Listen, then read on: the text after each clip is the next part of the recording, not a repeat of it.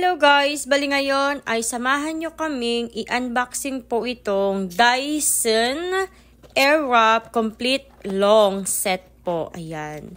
So, i-open po natin. Medyo mahaba po itong unboxing namin kasi ipapasa din po namin ito sa customer namin. Ito po ay sa Pilipinas po namin ipapadala.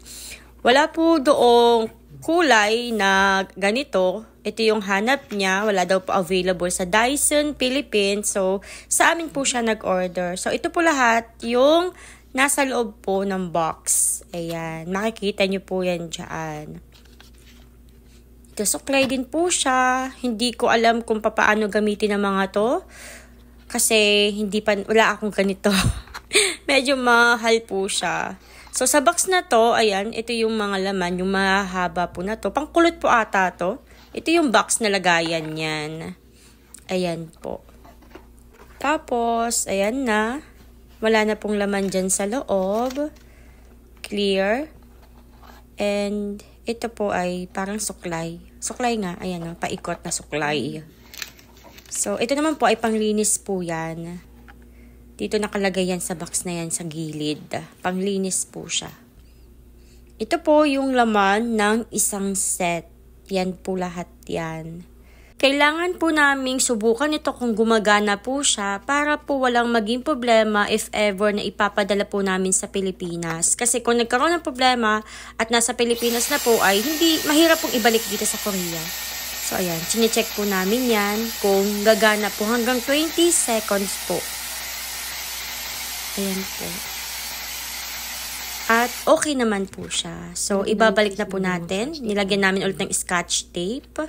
Tapos, ipasok na po natin lahat ulit sa kanyang box. Sa kanya-kanyang mga box po. Para maayos na. Ayan po. Ibalik natin ng maayos. Para din po matanggap ng customer ng maayos po. Diba? So, nood-nood lang tayo sa ginagawa ni Mr. Dax kasi siya yung nakakaalam kung papaano ibabalik yung mga items na yan sa loob ng kanyang case. Safe naman po siya if ever na ipapadala sa Pilipinas kasi yung case niya ay matigas po talaga.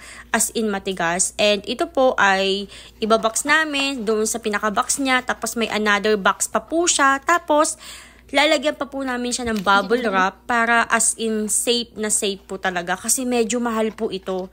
Pag nagkaroon ng problema, ay nako, mahirap. Kasi napakamahal. Tapos, konti lang naman yung tubo namin dito. So, kailangan i-safe po namin na makarating po sa customer. So, ayan na. Dumaldal lang po talaga ako habang nakatingin tayo sa ginagawa ni Mr. Dax, diba? Para hindi naman masyadong boring. So, ayan na. Complete. Thank you so much po sa pagtitiwala niyo po sa amin. Thank you, thank you, thank you.